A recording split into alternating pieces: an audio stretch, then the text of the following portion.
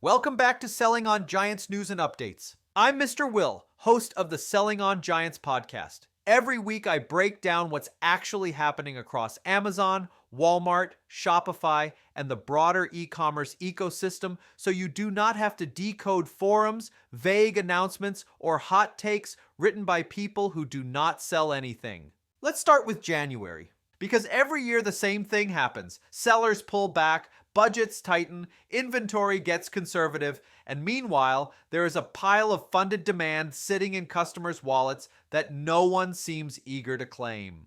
Gift cards do not disappear on December 26th. They show up in January. January is one of the most misunderstood months in e-commerce. It looks quiet, but it is not dead. It is intent-driven. Gift card shoppers are not browsing for entertainment. They are not doom-scrolling listings. They are looking to spend money that already feels spent. That matters. Beauty, fitness, home, electronics, books, these categories consistently overperform in January when listings align with New Year intent. Wellness, organization, reset energy. The mistake sellers make is assuming January is about discounting. It is not. It is about relevance. While many sellers throttle inventory after Q4, the brands that stay in stock quietly win. Competition drops. Demand does not vanish.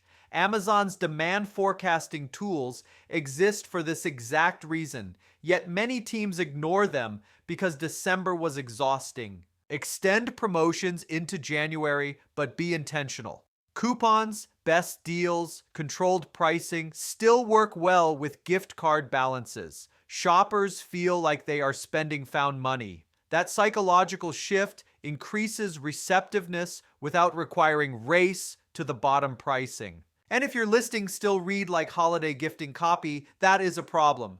January shoppers are buying with purpose. Titles, bullets, attributes, and A-plus content should reinforce outcomes, not features. Outcomes. Feel better, look better, get organized, reset the home. Gift cards are also an AOV opportunity. Many shoppers spend past the card value. Bundles, minimum spend incentives, gift with purchase. These raise order size without training customers to wait for discounts. And maybe most important, January gift card traffic is customer acquisition.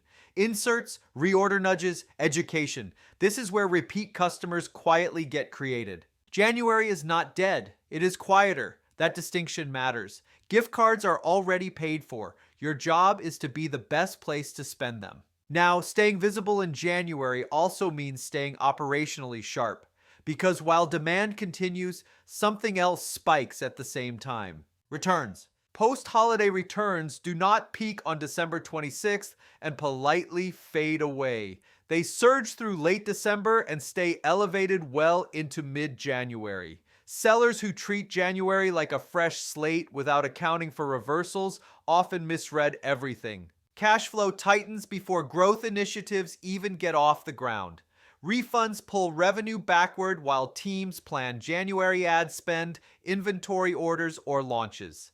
Inventory signals get distorted as returned units sit in limbo waiting for inspection or write-off. Seller-fulfilled brands feel this first. Refund timing, safety eligibility, and inspection speed all hit metrics and account health at once. And operational strain sneaks up when holiday staffing scales down too early. Disciplined sellers plan January as a return season, not a cleanup week. They keep processing capacity in place through mid-January. They monitor return reasons daily. They reconcile sellable inventory weekly, so they are not planning off broken data. And that brings us to a very specific update that seller-fulfilled teams need to pay attention to. Starting January 26, 2026, Amazon is changing how refunds are handled for seller-fulfilled orders. You will now have 4 calendar days after receiving a returned item to process a refund. That replaces the current 2 business day window. On paper, that sounds generous. In practice, it raises the stakes. If no action is taken within that 4-day window, Amazon may automatically refund the buyer. And if Amazon issues the refund because the window expires, safe T reimbursement eligibility generally disappears unless the item was never received, or delivery confirmation was incorrect through no fault of your own. More time does not mean less accountability. Amazon is clearly steering sellers toward the guided refund workflow. That is where grading happens. Restocking fees get applied when allowed. Evidence gets uploaded if items come back damaged or materially different. This documentation is what makes or breaks safety claims. 4 calendar days pass quickly, especially over weekends. Seller-fulfilled teams should treat returns as same-day operational tasks whenever possible. Delays compound risk. Restocking fees need precision. They are allowed only in specific scenarios: used, damaged, materially different.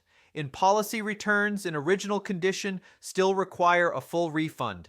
Incorrect fees weaken safety claims and increase scrutiny. Safety itself is not magic. It only applies to Amazon-issued refunds. Claims must be filed within 60 days and require strong evidence.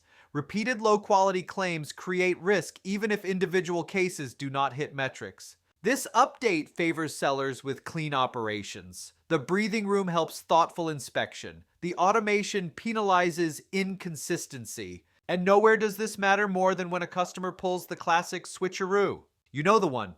A buyer orders a new item and returns their old or damaged version instead. Higher price seller fulfilled items see this most often. Forums are full of these stories for a reason. Amazon policies technically allow protection here. Outcomes depend on speed and documentation. Experienced sellers document everything the moment the return arrives. Photos, serial numbers, packaging, return labels. Amazon rarely accepts explanations without visual proof. Communication with the buyer matters too. Calm, professional, no accusations. Frame it as an error. Keep everything inside buyer-seller messaging. Emotion only hurts your odds. Timing is where most sellers lose leverage. If no refund action is taken, automation kicks in. Some sellers issue a minimal partial refund to show action while escalating. It is not guaranteed protection, but it can slow the system.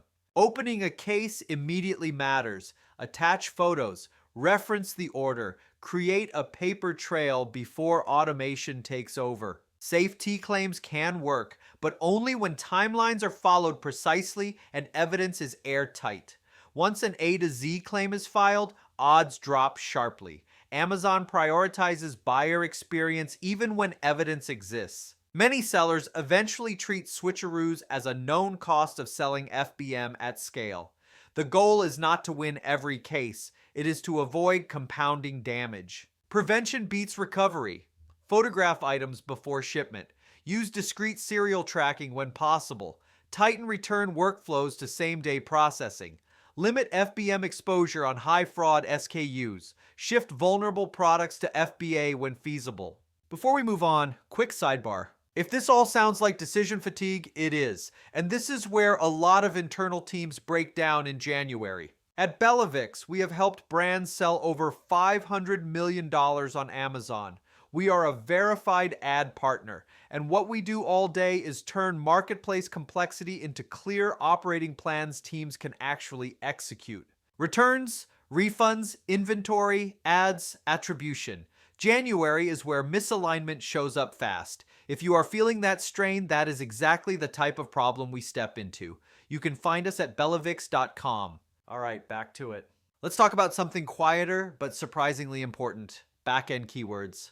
This comes up constantly. Sellers see multiple expandable generic keyword boxes in the backend and assume more boxes means more indexing. According to Amazon forum moderators, only one generic keyword field is used. The hard limit is 250 characters total. Even if the interface shows multiple boxes, Amazon treats them as one combined field. Anything beyond that limit is ignored. Best practices are straightforward. Stay under the character limit. Use spaces only. No punctuation, no duplicates, no filler. Choose singular or plural, not both. Do not include common misspellings. In practice, overstuffed backend fields rarely move rankings. Clean, intentional keyword selection performs better when supported by strong front-end indexing through titles, bullets, and attributes. Treat back-end keywords as a precision tool, not a storage locker.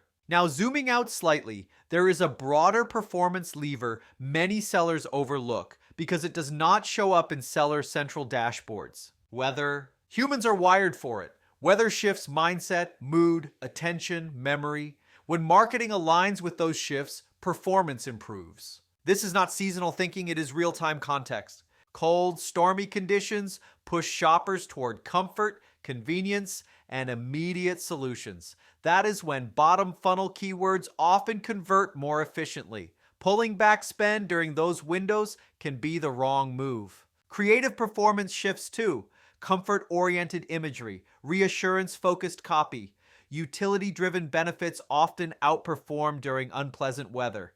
Aspirational creative tends to work better during clear, pleasant conditions. Certain categories feel this more than others. Home and organization, fitness and wellness, apparel, grocery, and consumables. These swings often explain short-term conversion volatility sellers blame on bids or competition. Weather is local. National campaigns miss this nuance. Sellers using regional segmentation or DSP weather signals can match spend to intent instead of spreading budget evenly. Weather even affects post-purchase memory. Messaging that aligns with lived context improves recall and brand perception. That matters for inserts, follow-up emails, and subscribe and save positioning. Weather is not a replacement for fundamentals. It is a multiplier. When the foundation is strong, timing becomes an edge. Finally, let's end with a mindset shift that challenges a long-held assumption. Heavy products do not automatically mean domestic only. High-ticket, differentiated, scarce products often justify international freight when margin supports it. The strongest signal is already in your analytics. Traffic from Canada, the UK, Australia, or Latin America suggests unmet demand. If shoppers are visiting but bouncing at shipping policy, demand exists. Access does not. Freight costs are often assumed without quotes. In many cases, international shipping on an 800-pound item can be comparable to domestic long-haul freight. Sellers who never test real numbers overestimate the barrier. Margin is the gatekeeper. Shipping a $500 product internationally rarely works. Shipping a $3,000 to $10,000 product often does. This is why B2B has done cross-border freight for decades. Local scarcity creates leverage. Products common in one market but rare in another can perform surprisingly well when priced high enough to absorb freight. Compliance matters, voltage, plugs, safety standards. Some products need minor changes, others are non-starters. Ignoring this shuts markets down fast. Returns are the hardest part. Successful sellers design return handling upfront, holding inventory locally, treating returns as refurb stock, using insurance. Returns cannot be reactive. The operational barrier to global shipping is lower than it used to be. The strategic barrier is knowing which products qualify. That's your Selling on Giants news and updates for the week. We covered January demand most sellers ignore, the reality of post-holiday returns, why FBM discipline matters more than ever, small levers like back-end hygiene and weather alignment, and when global expansion actually makes sense. If this saved you hours of forum scrolling or internal debates, leave a review wherever you're listening. It helps more sellers find the show and helps us keep translating noise into signal. I'm Mr. Will from Selling on Giants. We'll do it again next week.